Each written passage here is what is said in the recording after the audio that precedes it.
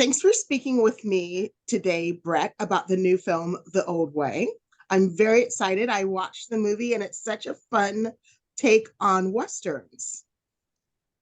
There was not a question there.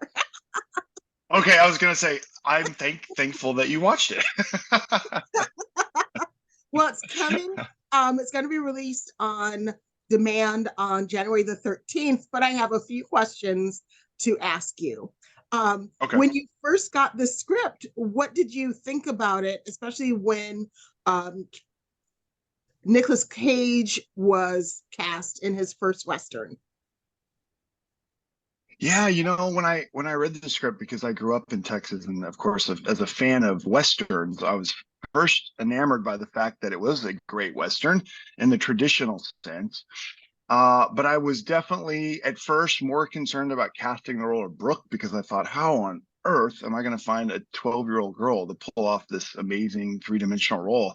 But yeah, and within a few days, the producers and I started talking, and Nicholas was brought up because it was brought to my attention that he had not been in a Western before. And the epiphany light bulb went off and I was like, are you kidding me? He's never been in a Western. Well, let's try to get him, and fortunately he gravitated to the script as much as I did and we hit it off, and I was able to get him to play Colton Briggs, and he does an amazing job.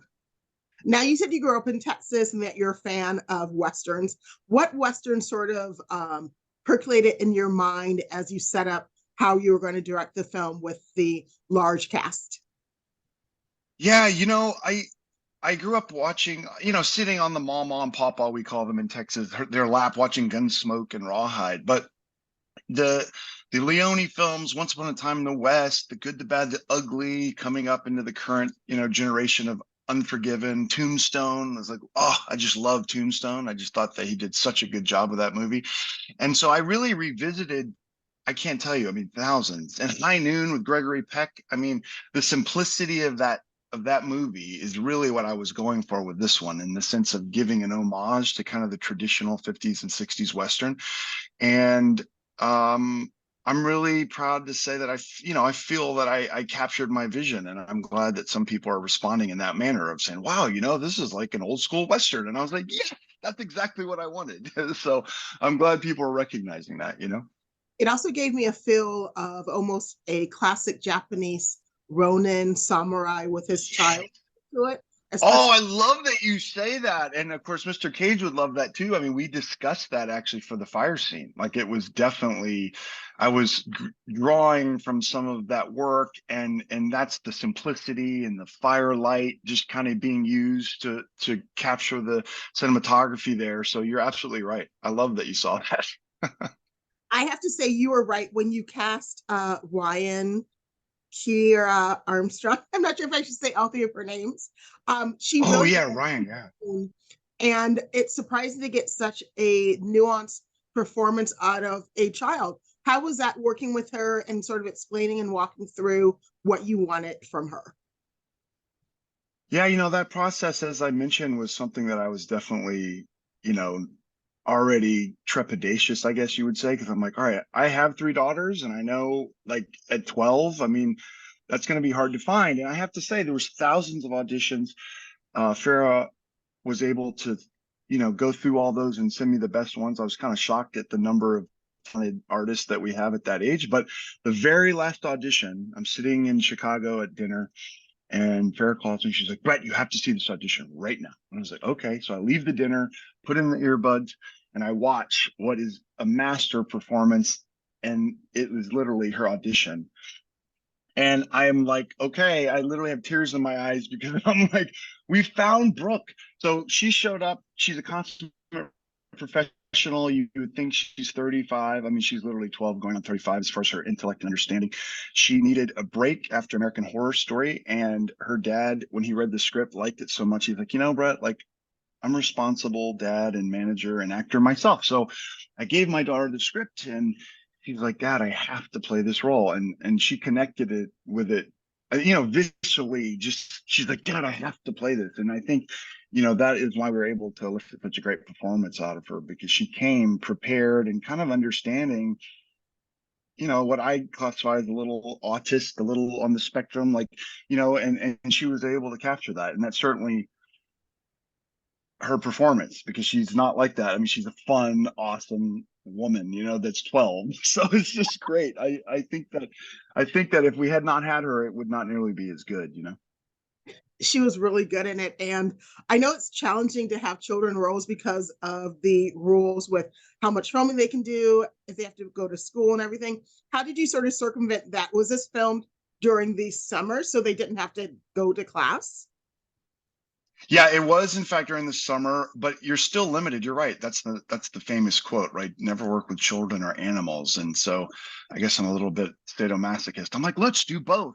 Let's use the big horses and work with a child actor. But yeah, even within the minimal time we had, I'm very indie guy. So I know I have a finite budget. I know I have finite amount of time. So I tend to work quick because as an actor myself, I'm like looking for that authentic beat basically that I see on the screen. And once I have it, I move on, versus just take after take. So that helps. Kind of just my style of directing helps, because clearly I don't even remember, was it, I think 10 hours you get, but I do about a 12-hour day. So it was hard because she's in a lot of scenes, but between her professionalism of just always being so prepared, and then the way I work, it gelled so that we were able to capture what we needed, and she was able to give her great performance.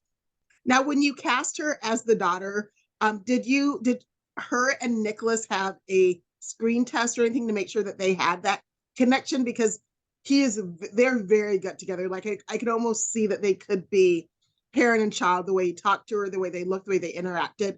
It was really a surprisingly close chemistry between them and a father-daughter vibe. Yeah, no, I totally agree. And of course, again, just being indie cinema, we don't have the screen test option. You know what I mean? And so I actually approached it more from, as you said, I was trying to get the best actor for the role, as well as kind of get a similar look. And that's why she stood out among the thousands of people that auditioned, because immediately I'm like, oh, I buy you as Cage's Colton Briggs' daughter, and I certainly buy that performance. So we got lucky there, to be honest, that she was so exceptional, and she had the right look too. Now, both main characters were what I call on the spectrum, or I almost feel like Colton was a sociopath almost. Um, Yeah. was that, did you build on that when you're directing, or was that strictly from the script or from their interpretation as actors? Yeah, no. So when I read it, that's actually what drew me to make the movie. I grew up interpreting for the deaf, and so I have an affinity for the disabled, and anyone I think on the fringe of, in the sense of whatever you'd want to base normalcy on, I guess. And so that when I read that, I was just so fascinated, because as a father of three daughters, like the father-daughter relationship for one, and then add on that complex three-dimensional character that is dealing with something that we've never even seen in the late 1800s because it hasn't been diagnosed. That was just the clincher for me to make the movie. And so from the very beginning, I definitely expressed my intent and my desire to kind of discover that arc. And with each of them, we kind of work through those beats and work through those moments. And that's what I love about the movie. They're so, I mean, just even from a filmmaking point of view, they start off so far apart. So I'm using my big anamorphic wides. And then as we go through the movie, they get closer, and then they start to learn and cope and deal kind of with the issues that they're dealing with. And of course, find love. And that's what I love about the movie.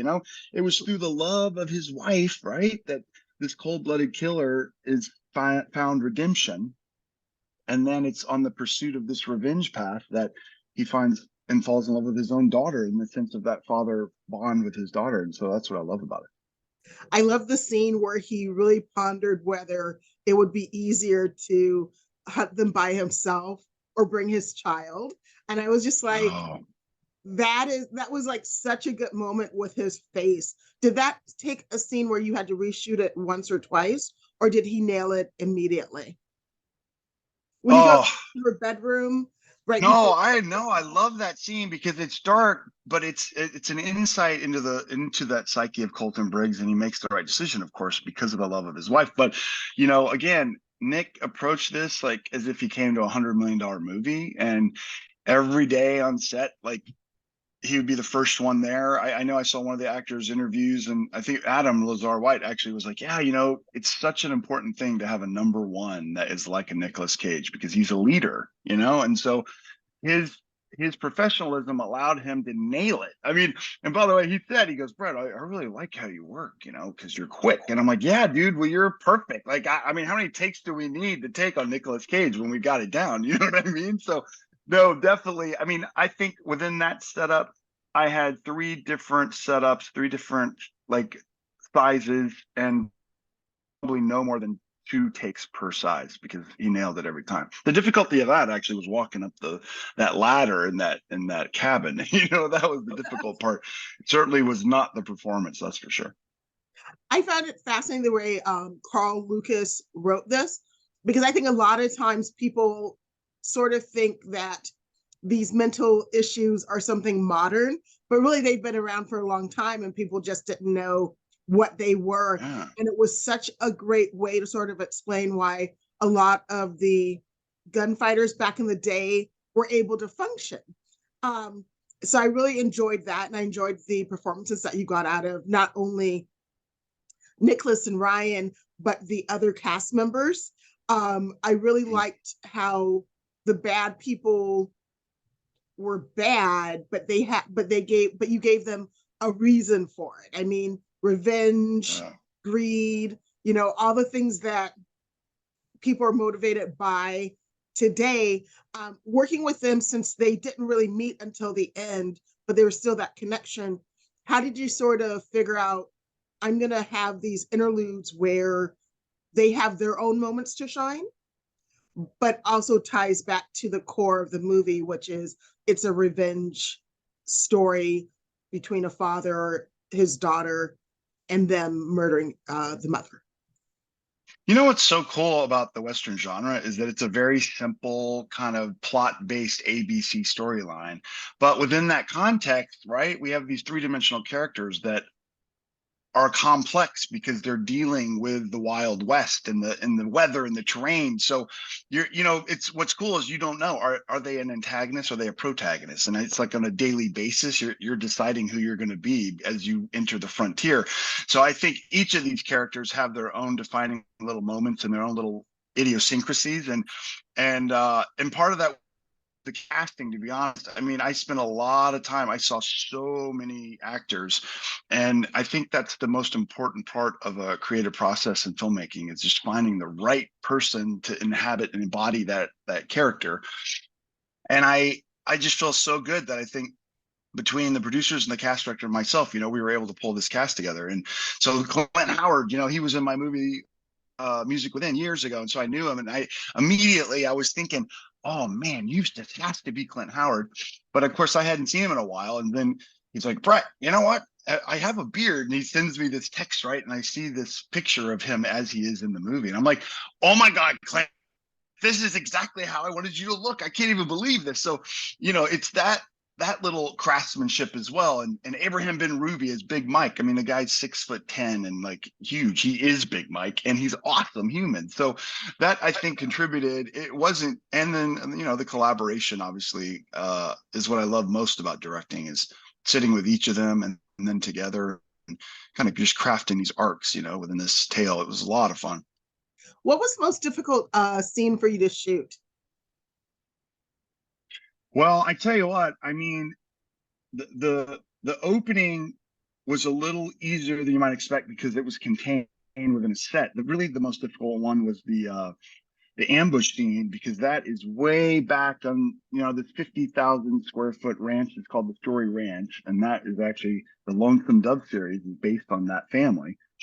So that was difficult because of the scope that I was trying to get, and like you're having to bring all of the equipment and all of the cameras and all the horses and the people, of course, back into that environment. And then because I don't have a lot of time to shoot, I'm trying to capture as much as I can, of course, of the coverage that I need. And I mean, we're taking a little four-wheeler up and down like that canyon, you know what I mean? So that, I would say, is probably the most difficult scene for sure. And I assume that probably took two cameras to shoot that. Yeah. I used to, on that day, I think I pulled a third body out. I think I was rolling three cameras that day. On average, though, every day I use two cameras. And what was it But like yeah, that day I had three. with the horses? Because they were very well trained with all the noises going on. I assume you probably Yeah. had a horse trainer person that was working with you. Yeah. Yeah, absolutely. Dale and Cody are amazing. Those horses came, I think, from Magnificent Seven. I mean, they were like the Nicolas Cage of horses in the sense of their professionalism too. Of course, sometimes they would act up, but I'd be like, okay, send that one back to his trailer and get another one. You know what I mean? So unlike an actor, what was cool is that you can actually change out the horse as long as it's, has the same coat and everything. But yeah, I thought it was great. I grew up, riding horses. I love horses. And it was even fun for the actors because they got to go to Dale Dye's ranch in California and learn how to ride if they hadn't already known. So I think everyone enjoyed that, especially little Ryan, because she'd never been on a horse in her life. And you'll see the behind the scenes. I can't wait for for them to release that because she's like, I'd never ridden a horse before, and now I'm an expert. And it's just so cute. Like she had so much fun. Oh my gosh, they had such great chemistry while you guys were filming. Now, when you guys had the down moments, was Nicolas Cage talking to everybody? Was it since you guys were out in the not in the middle of nowhere, but you guys were on a ranch, you weren't like near a major city. What was that interplay between the cast together, which I feel like they must have been talking off screen because the chemistry between everyone was really just really great.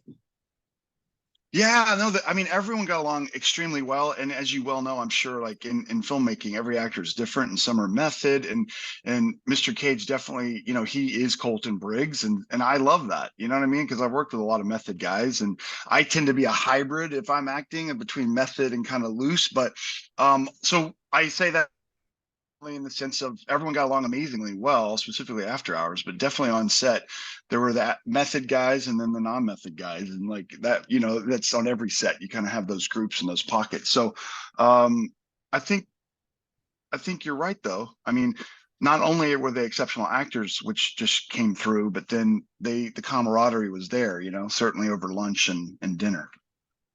And the other thing that I thought really made the film enjoyable was not just the set design, but also their costumes and the detail on the saddle and everything.